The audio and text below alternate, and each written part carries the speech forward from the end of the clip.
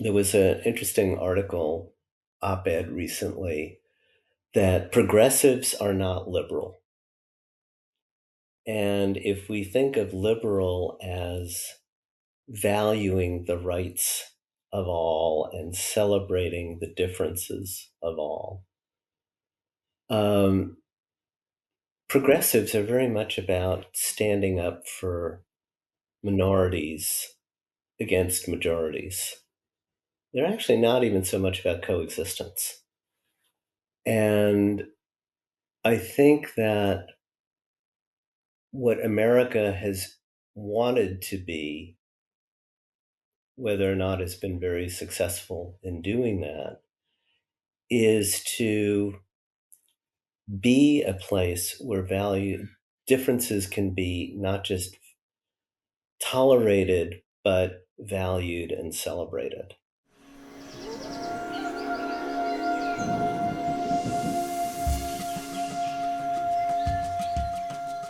Welcome to Green Planet, Blue Planet podcast. I'm here today with Peter Stroh.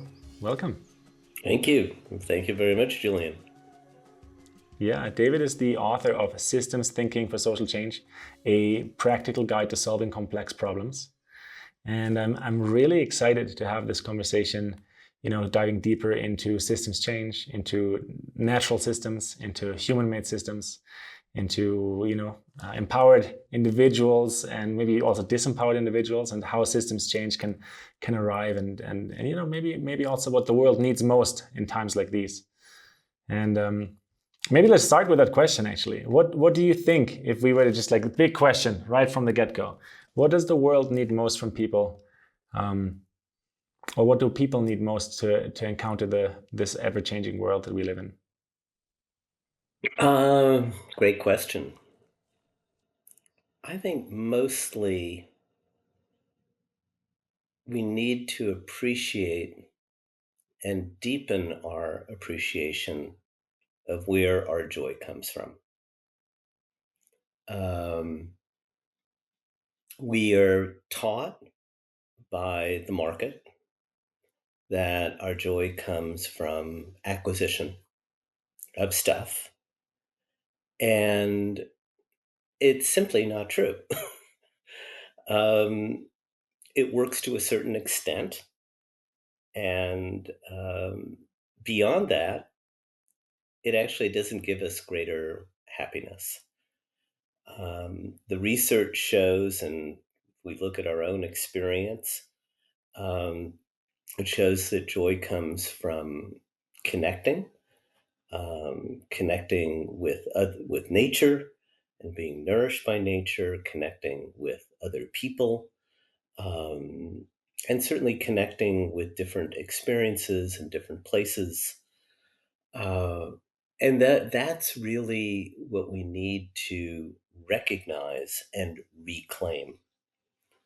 A lot of the needs for acquisition or feelings like we need to continuously be acquiring things tend to be manufactured.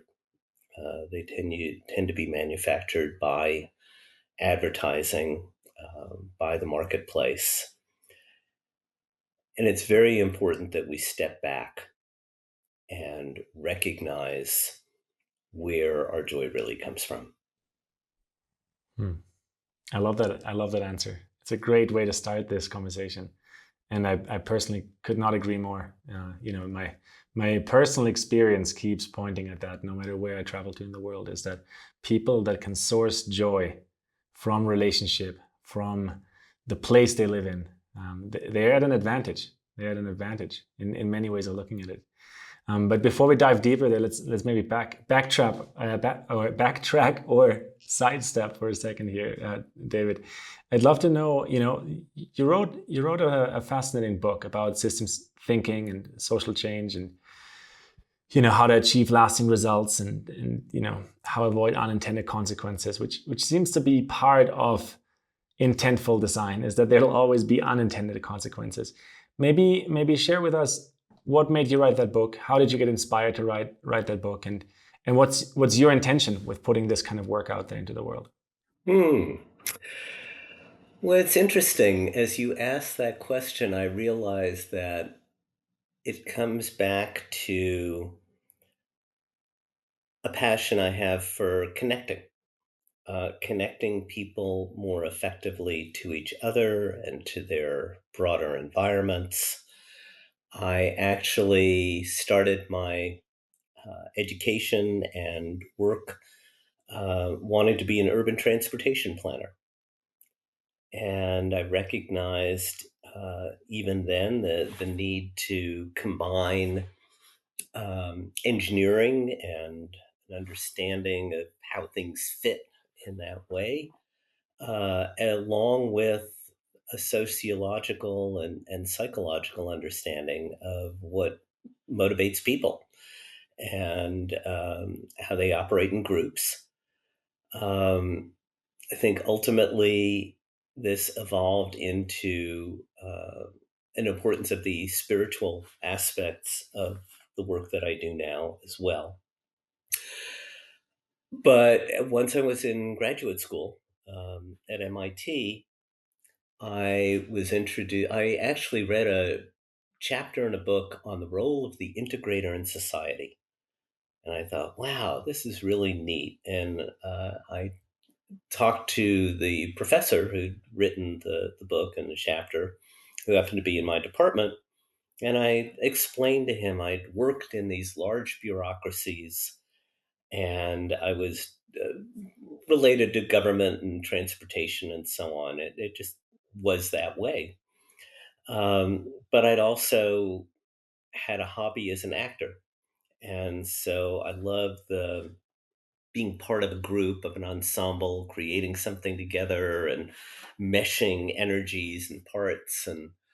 Uh, and so he said, "Oh, it sounds like you might be interested in organization development," which I'd never heard of at the time. But it was offered at the Sloan School of Management, and I took a course, and it just felt in many ways like the right place to be. I felt that the people I was meeting had similar values to mine, about the value of work in our lives. And if you give people responsibility, they will tend to rise to the occasion. And at the same time, I felt there were a lot of people in the field as I was meeting them who were frustrated that they weren't effectively able to sway senior executives about the value of these ways of leading and Hmm. managing. Um, so I found myself diving in fully with one foot and keeping the other one out because something didn't quite fit. And I took several years later, I reconnected with someone who had been in my first organization development class, took a personal growth workshop that was very opening, and it really pointed to not just the emotional dimension of personal growth and fulfillment, but also the importance of how we think as impacting our lives, and the importance of having a sense of purpose, having a vision. Uh, and all of this led me to realize that the conventional approaches to organization development were really much more emotionally centered and focused on problem solving almost for its own sake, rather than what are the underlying visions and aspirations that we have within which we're going to have plenty of problems to solve. And how do the individual and the larger environment relate to each other? So that led me to accept an invitation from this former classmate of mine to co found a consulting firm called Innovation Associates in the late 1970s, which one of the other co partners was a guy also at MIT at the time, Peter Senge, who went on to write a book in 1990 based on the work that we were pioneering called The Fifth Discipline, the art and practice of learning organization. And that work just took off and really resonated. And what he called the fifth discipline was systems thinking, which was core to the work that we were introducing to executives. The ability to understand often non-obvious connections between different parts of a system, the fact that systems not only behave but also evolve in ways that our conventional education doesn't get at, and that we really need to change the way we think if we are going to be more effective in addressing chronic, complex problems, which are the stuff of the social and environmental challenges that I believe your listeners and my clients are most interested in and concerned about. Uh, and a paradox really came out of this work. I think there were several paradoxes. One of them is that as we expand our ability to think about the larger systems that we want to impact, we still have to come back to ourselves as individuals and recognize our contributions not only to the solutions that we're trying to make, but actually also to the problems themselves. Because one of the things that systems thinking teaches is that we're all part of the system. Whatever that system is that we want to change, we're part of it. And in a sense, the greatest point of leverage, at least initially, the greatest control we have over these large, unwieldy systems starts with really reflecting on and questioning our own intentions, our own thinking, and our own behavior. So, systems thinking challenges us to ask the question, how might we, albeit unwittingly, unintentionally, be contributing to the very problem that we're trying to solve? And we don't ask that question in order to then finger point and blame ourselves, but actually to empower ourselves. Because to the extent that the system includes our own intentions, our own thinking, and our own behavior, and they inevitably do, that's the place for us to start. It's not the place for us to end. I mean, we all,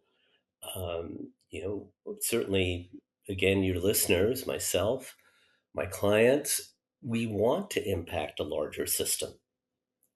And there are ways of understanding how systems behave and how they change that we can get better at understanding so that we can be more effective in impacting those larger systems. But we still have to start with ourselves. And you said it, right? We're intricately linked to the systems, which is often easy to overlook that the system is something external of us, right? Same as when we look at nature traditionally, at least the way that I remember this concept was introduced to me in early days of school and largely even still in the media. It seems like nature is something externalized from us. But in reality, both nature as well as the systems that humans made, we're intricately linked. We are a part of it, and we can't really unlink that link, which, that would probably be a whole other conversation. But so I come to the same conclusion, right? Which I think is why, for me, it's so important to talk about empowered individuals and understand that as long as individuals are unempowered or being fed specific narratives, I think it's very difficult for individuals to take personal action that goes beyond feeling, as you said, almost like blaming ourselves. I keep making the wrong choices, or it's so difficult to make a real impact, or this is something that's only up for governments and leadership. But in reality, that's not entirely how it works, right? Like, I mean, reality is created as a co-creation between all of us. So how do you see that role of empowered individuals play out, and where does it show up in your work that you mentioned with clients, with organizations? I'm curious to understand that better. Well, one of my largest clients right now is a global conservation organization, and they are committed to, you know, mitigating climate change, to conserving natural environments. And they have been accustomed and grew out of working in individual locations. And that's what they were really good at. That's how they raised money. That's where they could measure their impact. And as they became more successful and expanded their aspirations for impacting not only specific local environments, but also conservation and sustainable development on a much larger scale, it's challenging them to go beyond their own experiences, their own comfort zones, in knowing how to work very well locally. Because when you start working um, at the level of the planet, or even at the level of the United States, as opposed to, let's say, individual states, um, there's an additional level of complexity. There are changes that need to be made in terms of how people make decisions, allocate resources, generate resources, think about what's important and what needs to be measured and what kinds of information need to be tracked, what competencies need to be cultivated. Lots of different things need to change. And so they're really having to expand their commitment, really, not just to changing the world, which they have in abundance, but changing themselves and how they operate as an organization to match that aspiration. And there's a wonderful lyric I came across several years ago. I don't know the song, but the lyric was, "Everybody wants to change the world. Nobody wants to change themselves." Mm-hmm. And Yeah, what at this struck me point, is, I think it's almost, yeah, go ahead. there's a lot of truth to that. Right. And I think at this point, it's almost, I get almost a bit skeptical when I hear, we must change the world. Our goal is to, change the world. We must save the world. That one is even, that definitely occurred to me many years ago as well. When I'm like, well, that world that we live in seems to be at a dire state. But really, like, saving the world or changing the world they're very placative statements. It's very easy to say them, but they're very easy to mean nothing, right? And I think real systems change has a lot to do with the individual, and has a lot to do with smaller groups just as much, right? Mm-hmm. And the way small groups can actually make tremendous difference in the world. What is your take on the role of bioregionalism and bioregional health in systems change and changing the world into a place that actually can balance out those paradoxical and opposing forces, like capitalism, like nature, like our human nature, like the well-being of all? Do you think bioregionalism plays a role in that conversation? I would say that I would actually start with, I mean, the answer is yes. And um, Hmm.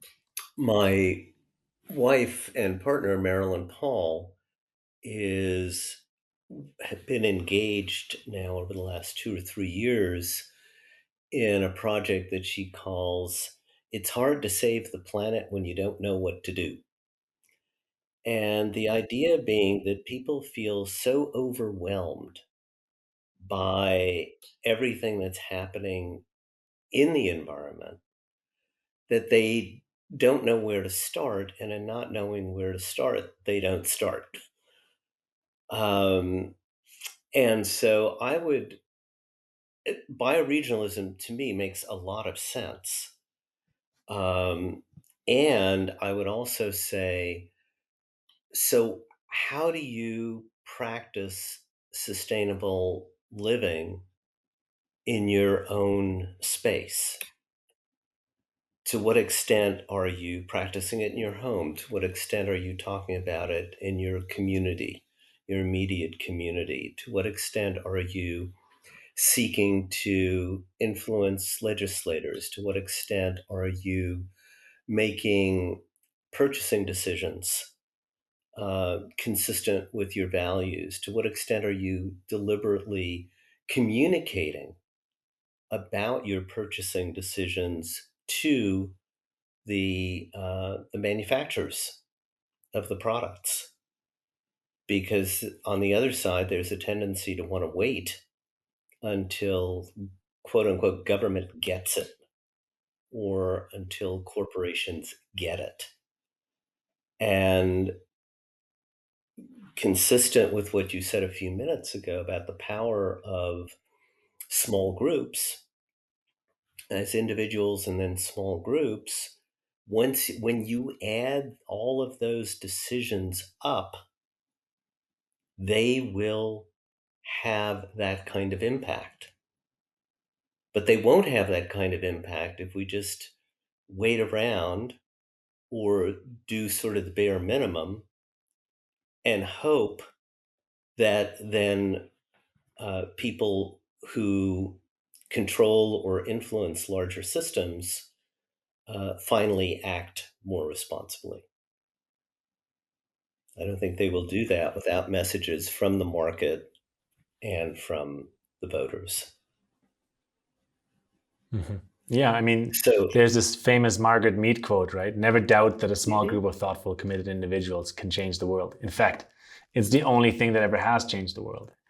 And right. this quote, I feel like it's in the background of many of these conversations I've been having on this podcast because it's really about finding personal empowerment and finding that connection to personal purpose to understand where can I apply being me into the world.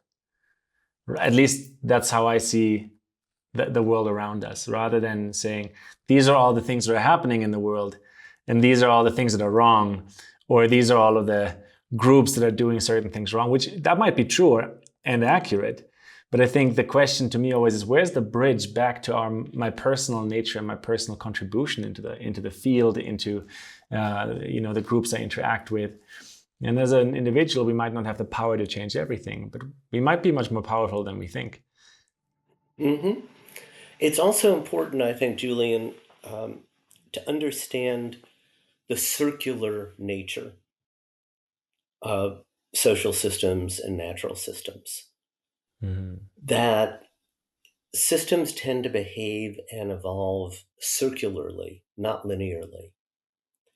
And why I say that and why that's so important is years ago in a workshop was teaching people about how to think systemically and to think in these circular terms and to pick some kind of chronic uh, complex problem that they had been trying to solve unsuccessfully and to begin applying some of these tools to gain some insight into it.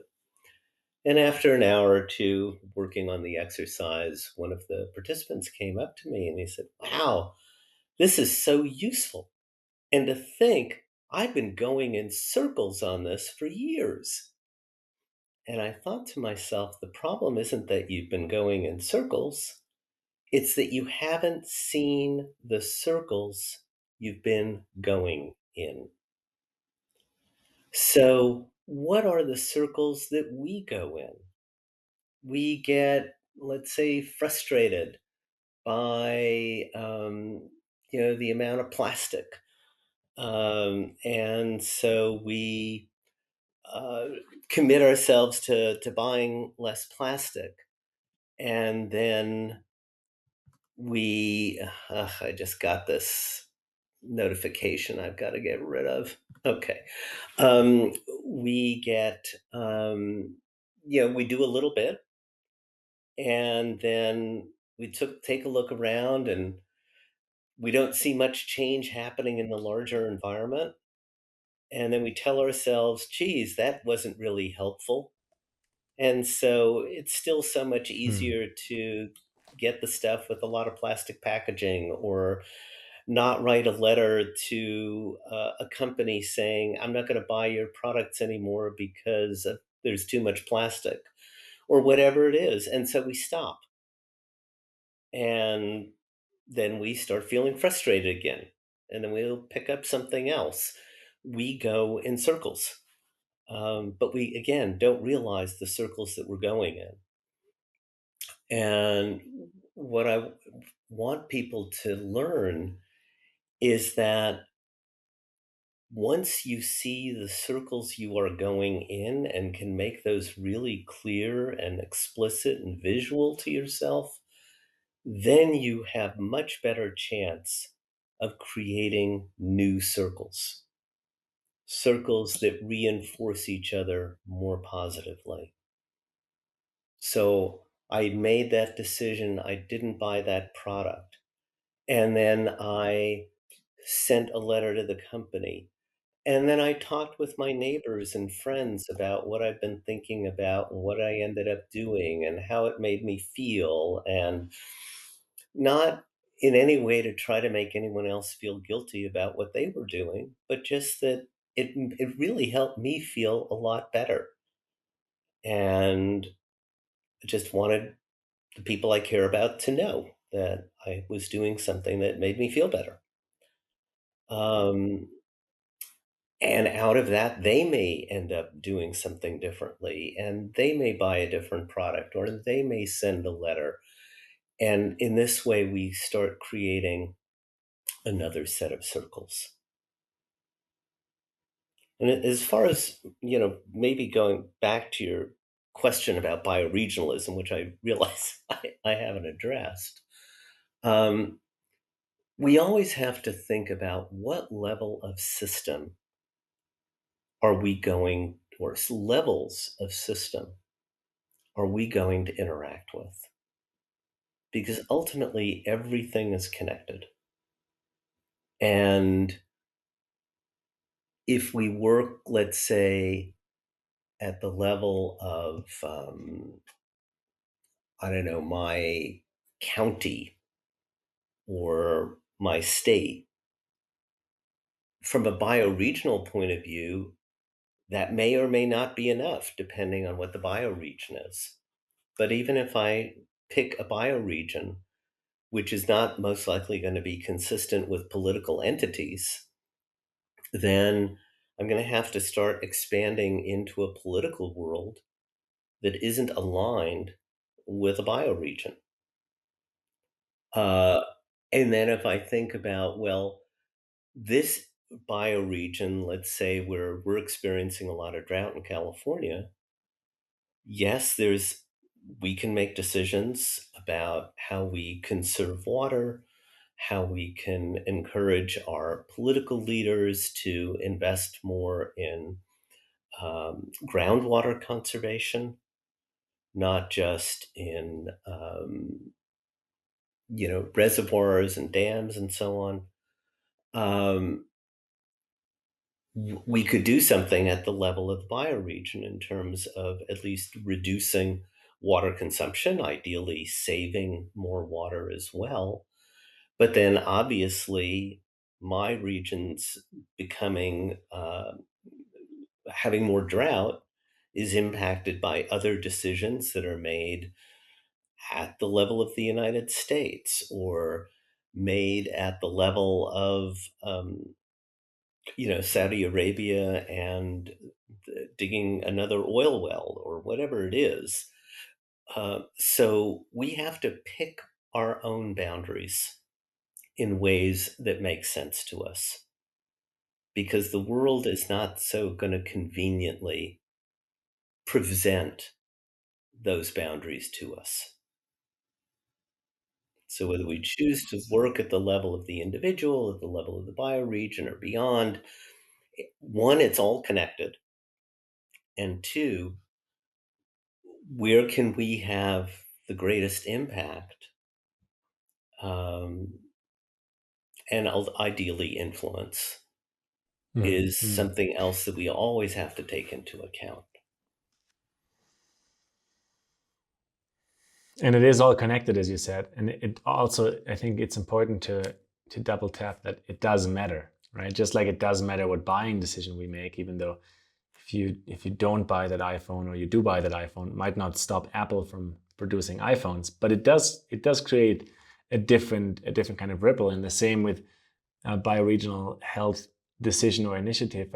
Your example is great with California and the droughts, because yeah, there's bigger things going on and other interests that are governing over what happens in California than just on the ground. However, the on the ground action doesn't become meaningless only because there's other things going on. And I think that dichotomy, that kind of paradox, that's often the case with decision when it comes to decision making as an individual or as an individual that represents a company, of like, what is the best path of action to take here? Because there are other interests, other stakeholders, other steps of action that I might not be able to stop, or that I might not even have to stop, or that should definitely not stop me from taking the actions that I'm here to take, right? And again, I want to come back to the idea of empowerment, because it's really hard to see that if fundamentally the world happens to us like like something that's always threatening our existence. And I think it is much easier to see the validity and the valor and the need in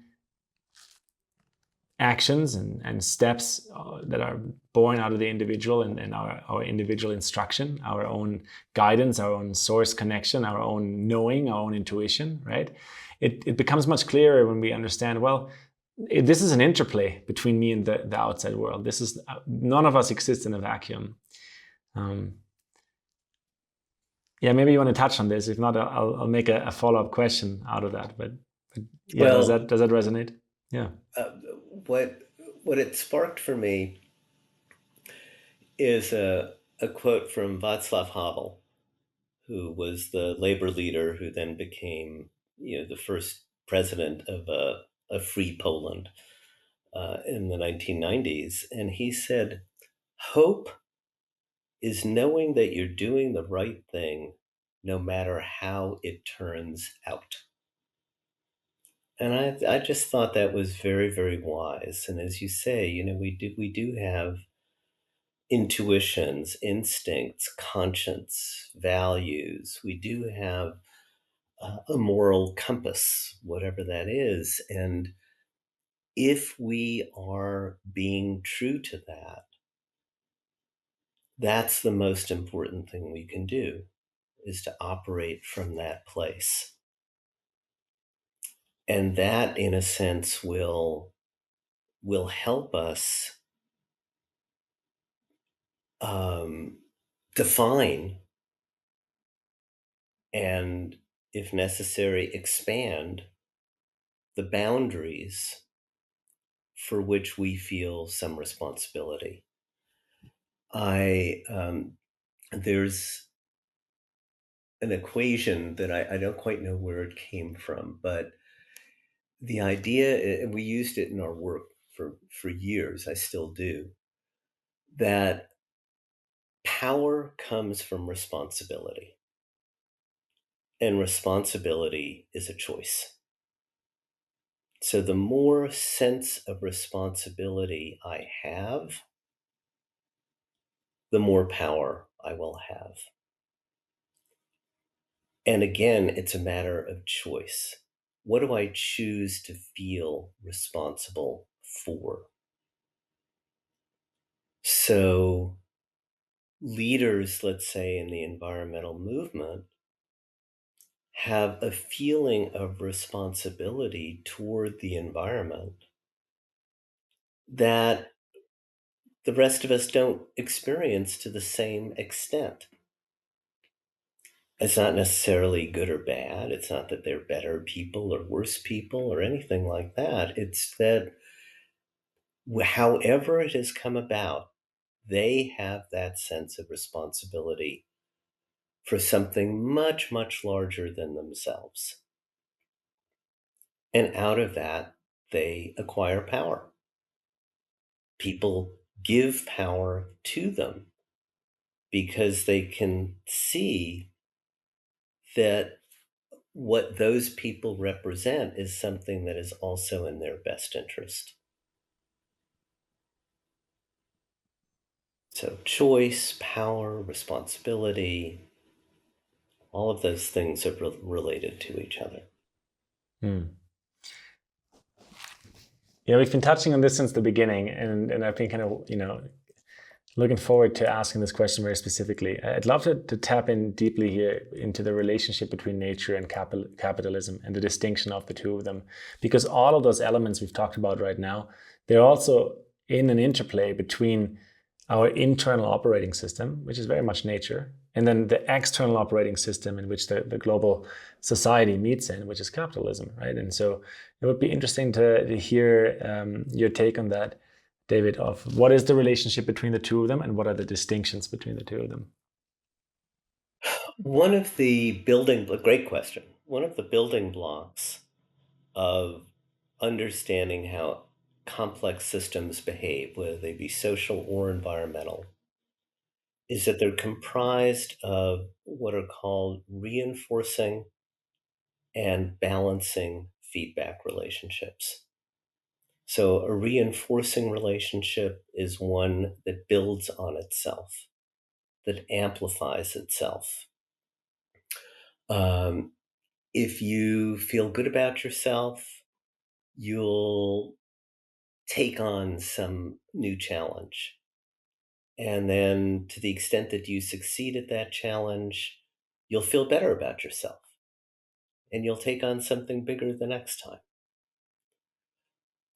If you, from a very practical point of view, if you put money away to save, that money will produce interest. And that interest will increase your savings, and that will increase the amount of interest that you earn. And so you're saving more money and growing your equity over time. Um, the flip side is cancer. Cancer amplifies, it builds on itself, but it builds unhealthy cells on top of unhealthy cells. And so epidemics, pandemics, um, all of those are negative expressions of this reinforcing tendency. So we could call that tendency a tendency toward growth. Could be good, could be bad, but it's growth.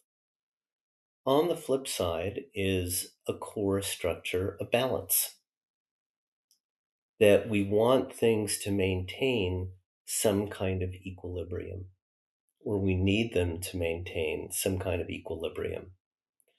So if we are tired, we sleep.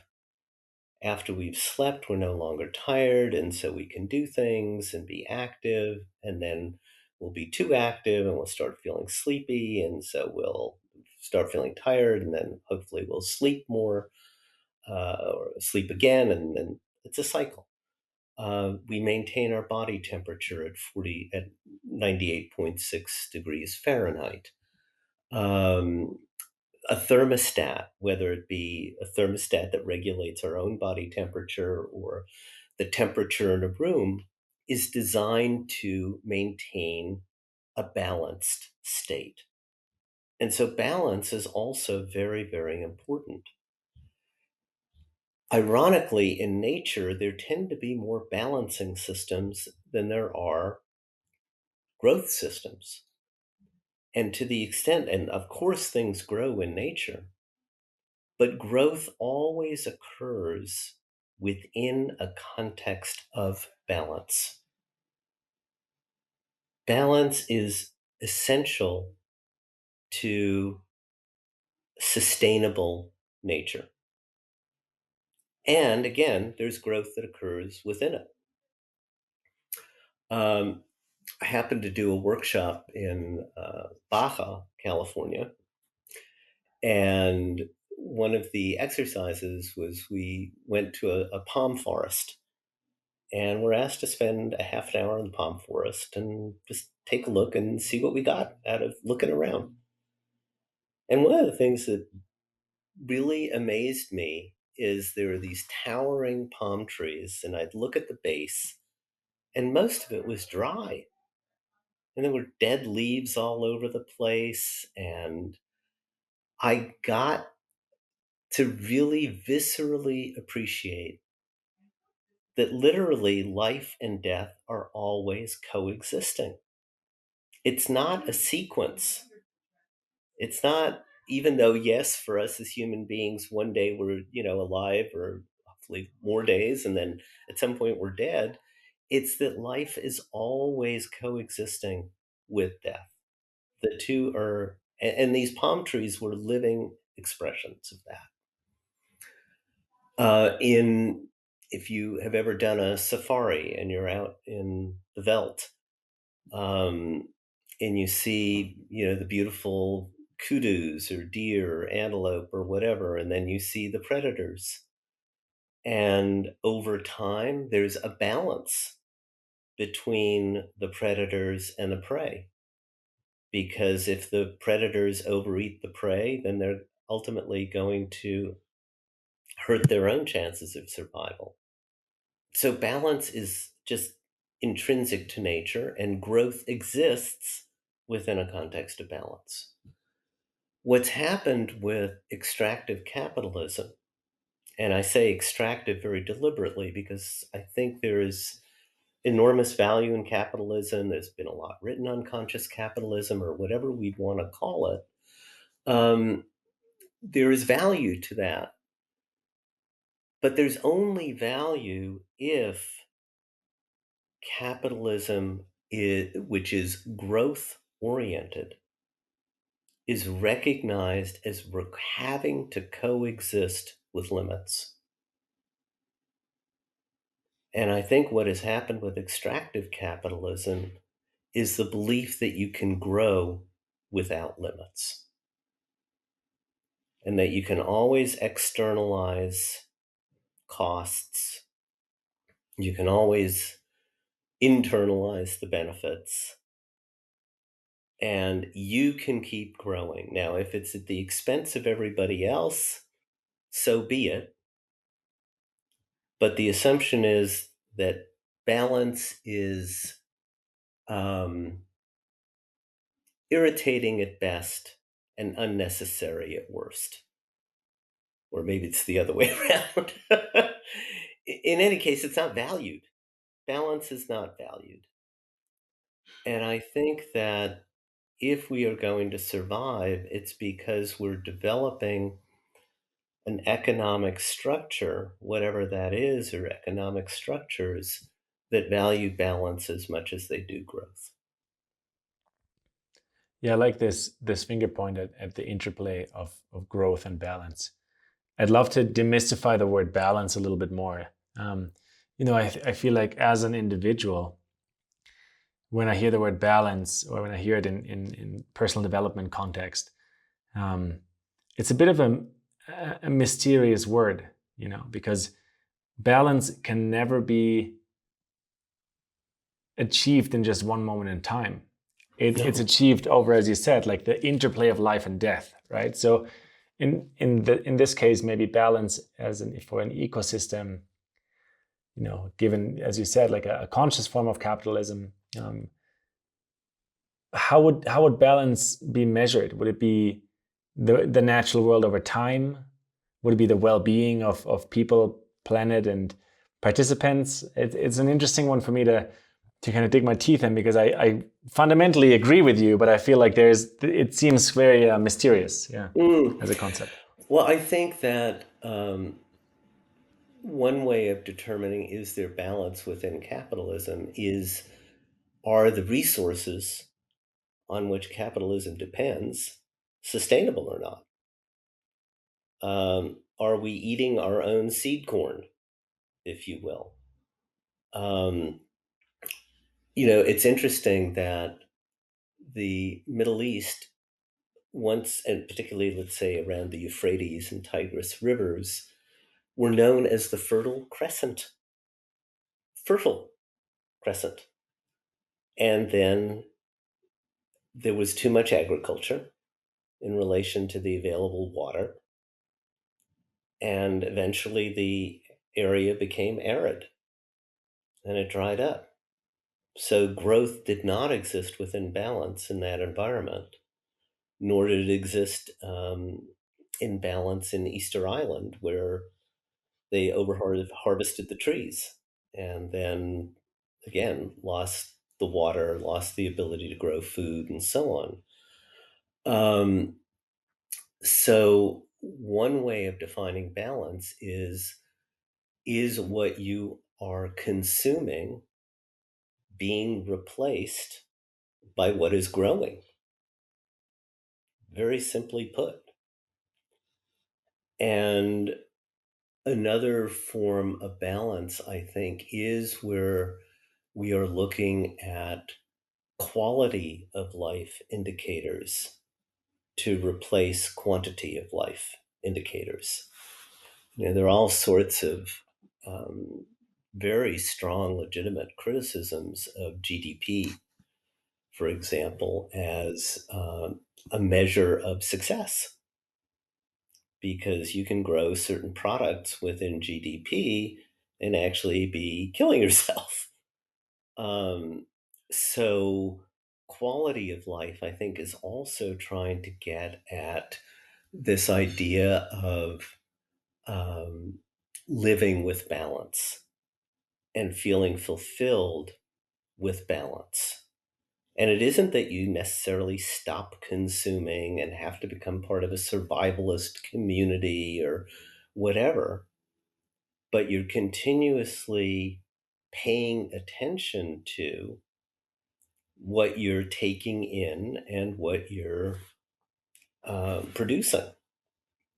And those need to be in balance. Just as with breathing. If you take in Mm. too much air or too little air, Right. forget it. Yeah. Yeah. Well, this is very insightful, and I like that we tapped a bit deeper into the idea of balance. Um, David, this has been a great conversation with you, and quite philosophical in nature, but also um, very much on the thread of what regeneration really is, what systems change into, you know, um, maybe a dominant destructive species and dominant destructive individuals into, yeah, a cooperative regenerative or a cooperative healthy planet, right? Like, this is an evolution that our species is in, and I think we know we learn through mistakes, as individuals as well as a collective. And so for me personally, it's not a question of if, it's more a question of when, and changing mistakes when they happen. I'd love to end with just a last question that I've often asked in this podcast. And if you were to dream freely and leave like a vision or a legacy for 7 generations out into the future, like what's your dream for this planet? What's your dream of how we solve this ball of spaghetti that we've created and come into more coherence as a species? To me, it would be learning to celebrate differences instead of squash them. Um, there was an interesting article, op-ed recently, that progressives are not liberal. And if we think of liberal as valuing the rights of all and celebrating the differences of all, um, progressives are very much about standing up for minorities against majorities. They're actually not even so much about coexistence. And I think that what America has wanted to be, whether or not it's been very successful in doing that, is to be a place where value differences can be not just tolerated, but valued and celebrated. And to me, that's kind of the spice of life. If you do a lot of traveling, you see people live very differently.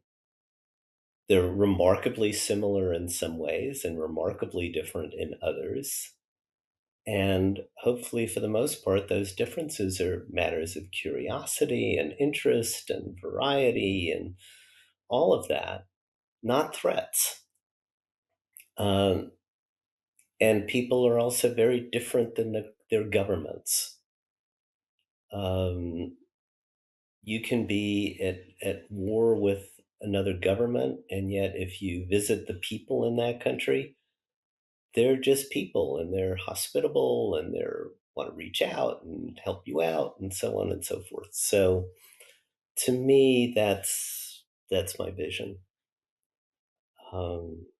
I also do want to say that as philosophical as this conversation has tended to be, and obviously I love that part of it, there are some very practical things that leaders can do to lead systems change. And it's not just a matter of thinking differently. There are emotional competencies, there are behavioral skills, there are spiritual capacities to develop. Um, my book talks about a four-stage change process. I mean, we can codify tools and approaches here to take these maybe philosophical, larger ideas, aspirational ideas, and ground them in meaningful, impactful actions. And that to I me very much is love as that. important as the philosophies. So as we've um, come to this place of kind of marinating a little bit in the philosophy of it, I think we're at that very ripe point, right? Where it's like, in your own words, I know there's many, I know that's part of your work. Um, what are some of the simplest practical steps that anybody who's listened to this episode, who's with us, about 50 minutes in, um, can take away and say, yeah, that's real. This is how I can lead this in my own orbit, in my own world, in my own organization. Two or three of them, David. Sure.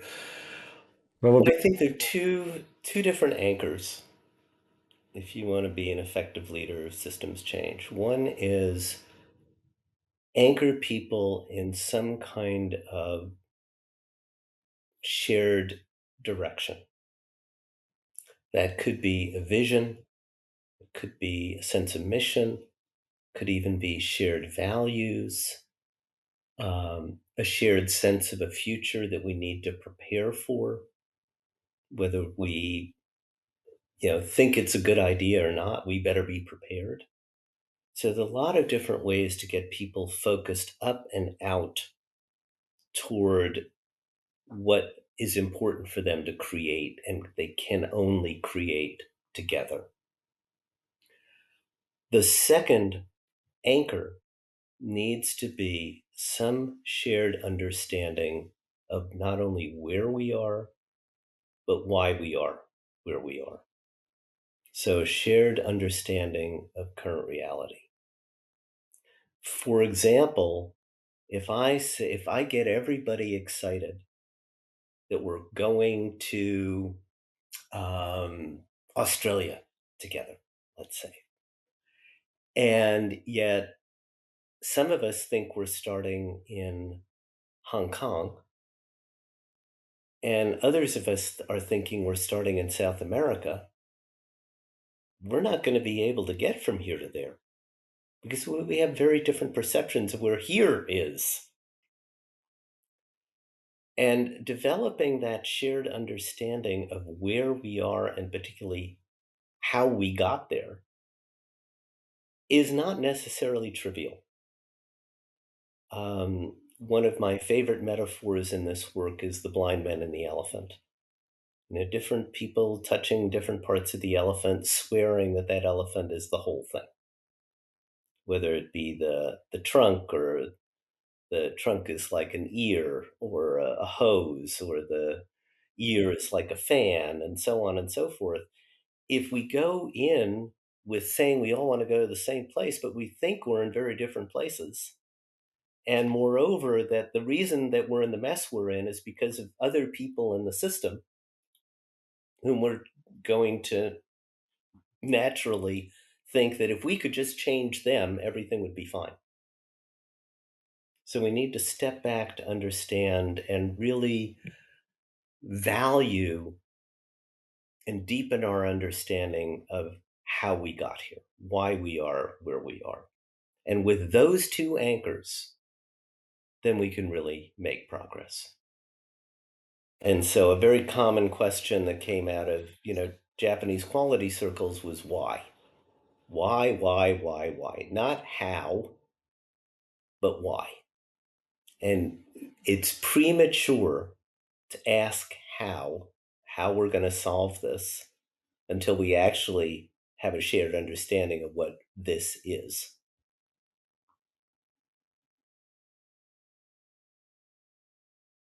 And there's a whole bunch of things you can do to deepen your understanding of what's going on and why.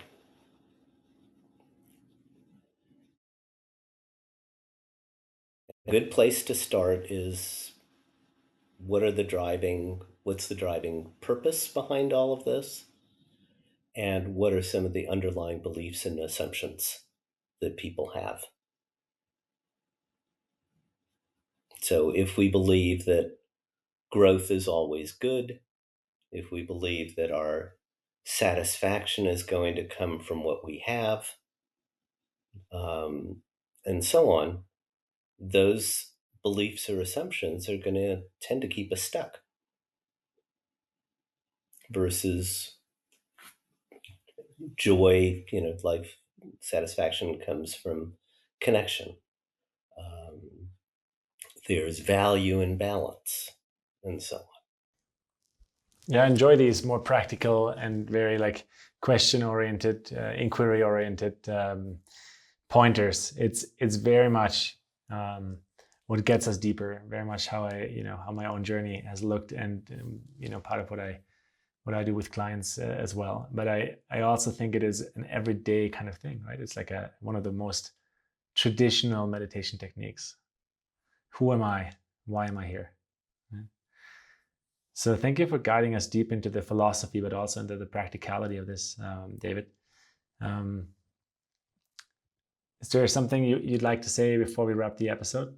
Just Well, I just will encourage people, if you want to learn more about the practical application of these ideas, including, and I love what you just said, the power of asking the right questions. What are questions that lead people naturally to think systemically? And those questions, and how you can work with the answers, are all in my book, Systems Thinking for Social Change.